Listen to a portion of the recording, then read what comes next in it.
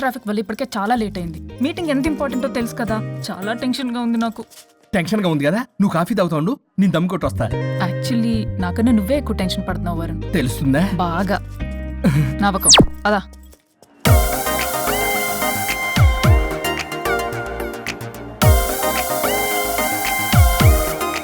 Excuse me, ఇక Naresh guarantee. Hello sir, Naresh గారండి. ఓ hello Naresh గారు. Excuse me Naresh. ఏమండి, ఇక నరేష్ గారంటే. వీళ్ళు అసలు పట్టించుకో, వీళ్ళ సంగతి. వైఫై ఒకటి పెట్టుకో.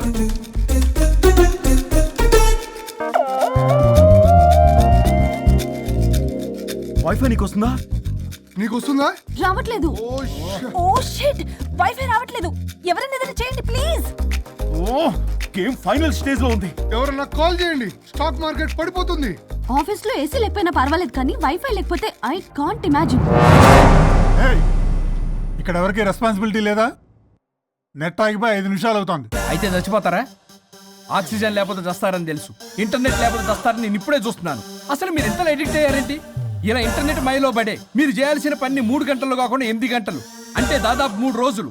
ఇలా గంటలు రోజులు, రోజులు వారాలు, వారాలు నెలలు, నెలలు సంవత్సరాలు, సంవత్సరాలు యుగాలు అయితే ఆఖరికి మన ఆర్థిక వ్యవస్థ ఎన్ని ఎరువులేసినా మొలవని వీడి బోడుగుండులా తయారవుద్ది. ఇలా అవ్వకూడదనే నేనే వైఫై ఆన్ చేశాను. అవునా? అవునా? అవును. అసలు మీకు ఏసీ ఇచ్చి ఇంటర్నెట్ ఇచ్చి అకౌంట్ లో డబ్బులు వేస్తున్నా ఆ బకరగాడెవడు? ఆ బకరాగాన్ని నేనే. మీరు ఇందాక ఎండి గారని తెలియక. అంటే తెలిస్తే ఇంకోలా తిడతావా? చే మన సాఫ్ట్వేర్ వాళ్ళకి వైఫ్ కన్నా వైఫైయే ముఖ్యం సార్. సోదాపి ప్రాజెక్ట్ డీటెయిల్స్ చెప్పు.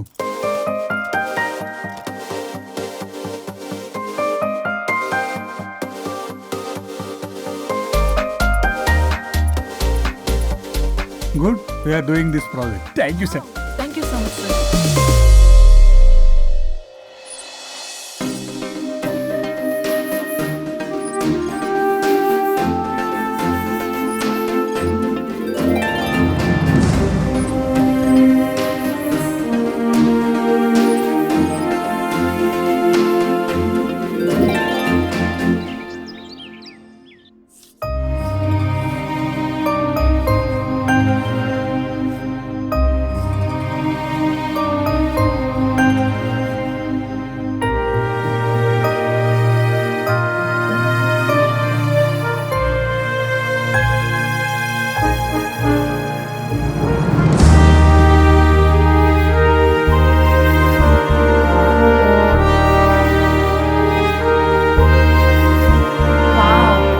వండర్ఫుల్.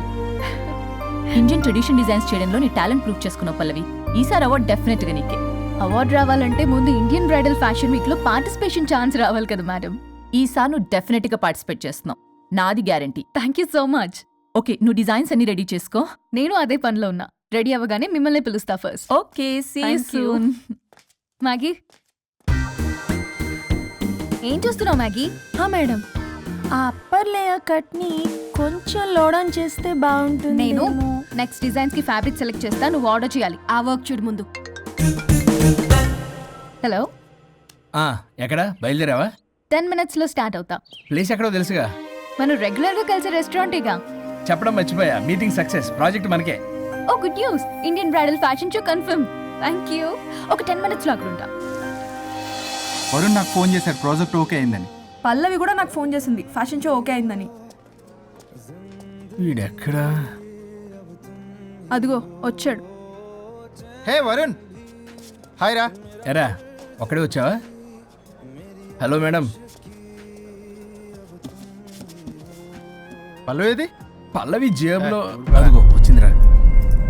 హాయ్ రాజేష్. హాయ్.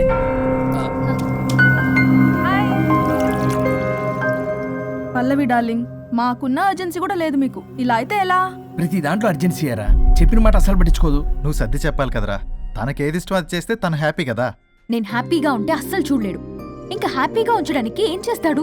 ఏం చేయడం ఏంట్రా? ఓ బ్యూటిఫుల్ నైట్ రొమాంటిక్ గా మల్లెపూలు తీసుకుని వెళ్తే నాన్న రాద్దాంతం చేసింది. మల్లెపూలు తెచ్చి పక్కలోకి రమ్మంటాడు. ఎప్పుడు చూడ అది తప్ప ఇంక వేరే ధ్యాసే లేదు తనకి నా మీద. ఒకళ్ళనొకళ్ళు అర్థం చేసుకొని సర్దుకుపోవాలి కదా. సర్దుకుపోవడానికి అర్థం చేసుకోవడానికి ఇక్కడ మనకు ఛాన్స్ ఉండదు. అది రాకాసి. ఎప్పుడు చూడు తన మాటే గెలవాలని పట్టుదల. నా గురించి అస్సలు పట్టించుకోడు. మాకు ఇంపార్టెంట్ డేస్ వదిలే, కనీసం నా బర్త్డే కూడా తనకి గుర్తుండదు. చెప్పేది విను, దిస్ ఇస్ టూ మచ్. పల్లవి చేసింది 3 మచ్. కాదు, తప్పంతా వరుణ్దే. అయ్యో పిచ్చాని, నా మాట నమ్ము. పల్లవే ప్రాబ్లం ఇక్కడ. ఏంటి ప్రాబ్లం? వరుణ్ కి అసలు పల్లవి బర్త్డే కూడా గుర్తులేదంట. అదే నీకైతే నా లైఫ్ లో ఉన్న ఇంపార్టెంట్ డేస్ అన్ని గుర్తులేవా? అమ్మో, తిరిగి నా మీదకి వచ్చేలా ఉంది. ఇప్పుడు నాకు డేట్స్ గుర్తులేవంటే సునామీ వస్తుంది. ఏదో ఒకటి చెప్పి కవర్ చేశారు. ఏంటి చెప్పు, గుర్తులేవా? నువ్వు చెప్పిన దాన్ని బట్టి చూస్తే ప్రాబ్లం అంతా వరుందే అనిపిస్తుంది. ఇట్స్ ఓకేలే, వాళ్ళ ప్రాబ్లం వాళ్ళు సాల్వ్ చేసుకుంటారు. మన టైం వేస్ట్. మర్చిపోయా, నీ బర్త్డేకి సర్ప్రైజ్ గా ఒక డైమండ్ నెక్లెస్ కొందాం అనుకుంటున్నా. So sweet. పల్లవికి చెప్పొస్తానే. అమ్మయ్యా, అది గంట నుంచి తప్పించుకున్నాను రా బాబు. ఈ లేడీస్ ని మాయ చేయడంలో వరుణ్ గడ్ ఎప్పుడు డెవలప్ అవుతాడో ఏంటో. పల్లవి డార్లింగ్, రాజేష్ కి అర్జెంట్ కాల్ వచ్చింది. మళ్ళీ కలుస్తాను. Don't stressed out. Okay, Siya, bye.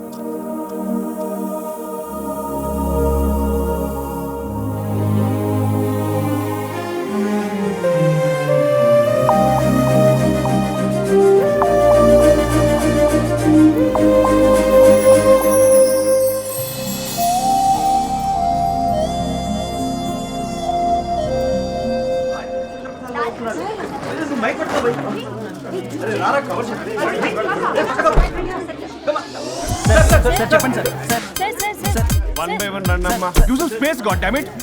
Male reporters back అమ్మా. ఫీమేల్స్ ముందు రండమ్మా. బంగారు తల్లి రండి. ఏంటి డిఎస్ఎల్ఆరా? 5D వాడండి, అప్డేట్ అవ్వండి. నువ్వు కొంచెం టైట్ పెట్టుకోమ్మా. నువ్వు కొంచెం బయట ఫ్రేమ్ సెంటర్ పెట్టుకోమ్మా. బాగున్నా? ఇక నువ్వు ఫ్రేమ్ అవుట్ అయితే నేను ఫ్రేమ్ ఇన్ అవుతా. అంటే మీకోసమే సెట్ చేస్తున్నాను సార్. నేను సెట్ చేసుకుంటాను నాన్న, నువ్వు లోపల ఫైల్ సెట్ చేయి. Okay sir. ఓ షిట్, మర్చిపోయా సార్. Bless me sir. కళ్ళదన పెట్టేంట్రా, వెనుపుడు పుడుస్తావేంటి? లేదు సార్. పోరా ప్లీజ్ పో. ఇప్పటిదాకా గణాంకాలు చూస్తే 60కి పైగా విడాకుల కేసులు గెలిచిన ఏ ఒక్క లాయరు లేరు. మీరు ఏకంగా 98 కేసులు గెలిచి అతి త్వరలో 100వ కేసుకి చేరువలో ఉన్నారు కదా. మీరు ఎలా ఫీల్ అవుతున్నారు? చాలా గర్వంగా ఉంది రాజా. ఈ విజయం నాదొక్కడిదే కాదు, విడిపోదాం అనుకున్న జంటలందరికీ నా సక్సెస్ షేర్ చేస్తున్నాను. మరి కాసేపట్లో 99వ కేసు వాదించబోతున్నారు కదా, గెలుస్తారా? 99 కాదు, వెరీ సూన్ 100వ కేసు కూడా గెలిచి గిన్నిస్ రికార్డ్ బ్రేక్ చేస్తాను.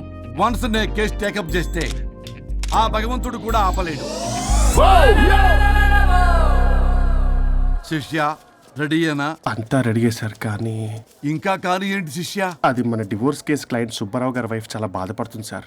విడాకులు విత్డ్రా చేయమని అడుగుతుంది సార్. బతినాడుతుంది శిష్య సార్. జాలి అనేది మన వర్క్ లో ఉండకూడదు. అవును సార్. వృత్తి ధర్మం కదా, చాలా ఇంపార్టెంట్. అవును సార్.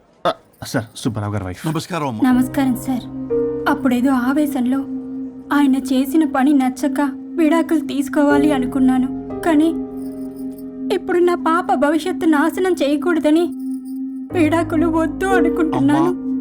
ఎట్టి పరిస్థితుల్లో నేను నా క్లయింట్ కి అన్యాయం చేయలేను కదమ్మా.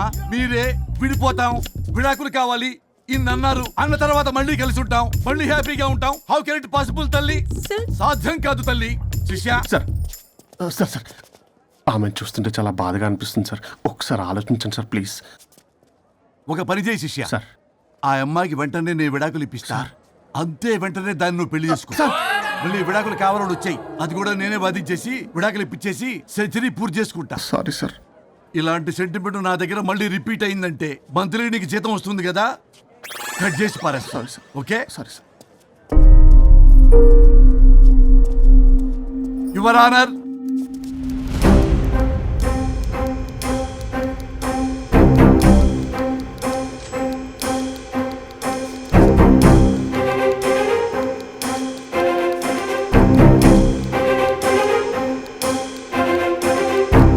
That's all your honour. ఈ కేసు పూర్వాపరాలు పరిశీలించిన మీదట వీరికి విడాకులు మంజూరు చేయడమైనది.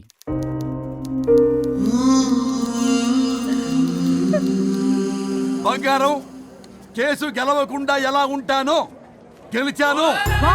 కంగ్రాచులేషన్స్. గిన్నిస్ బుక్ లో నా పేరు రికార్డ్ కాబోతుంది.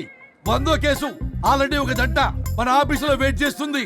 వెళ్ళి ఫైనల్ చేసుకొస్తాను. నువ్వు రెడీగా ఉండు. నా బర్త్డే గోవాలో జరుపుకోబోతున్నాం. See you, bye bye. చెప్పండి.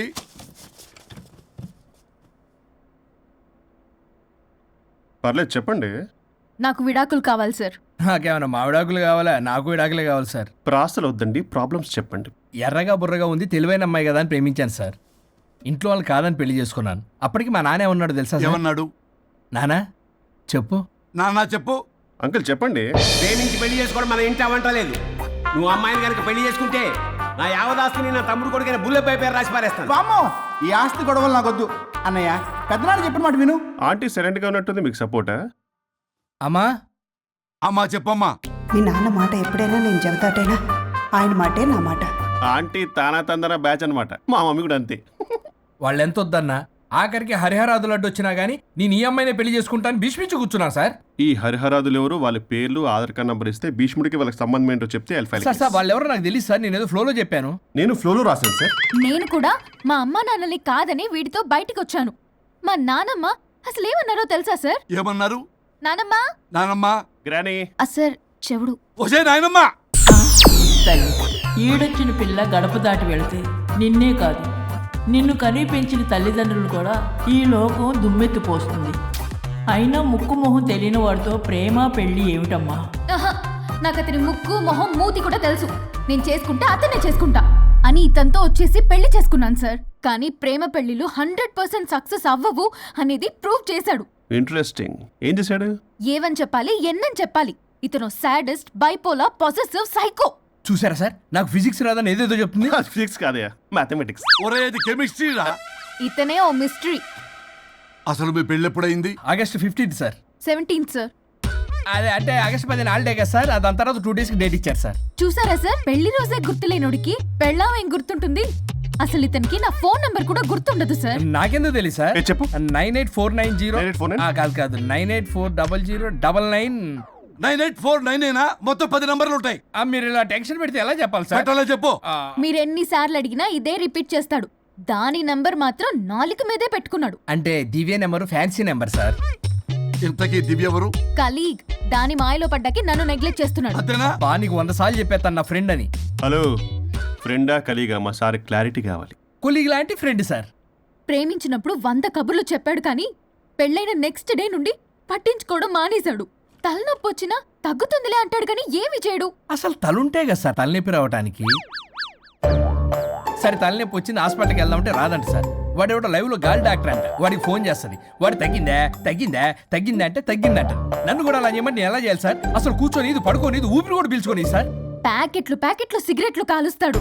నేను ధూప్ స్టిక్ కాలిస్తే మంచి వాసన వస్తుంది. నువ్వు సిగరెట్లు కాలిస్తే రాహుల్ ద్రావిడ్కి కోపం వస్తుందంటే వినడే. బాత్రూమ్ అంతా కంపు చేస్తాడు. సార్ నాతో ఎక్కడికి రాడు, తనతో బయటికి తీసుకెళ్ళడు. నేను వేసుకునే ఏ డ్రెస్ కి కాంప్లిమెంట్స్ ఇవ్వడు. అదేంటి, మొన్న నీ డ్రెస్ బాగుందని చెప్పా కదా. అన్నాడు సార్. దివ్య నీ డ్రెస్ ఈ రోజు చాలా బాగుంది అన్నాడు సార్. మరి ఇంకే. నా పేరు పల్లవి సార్.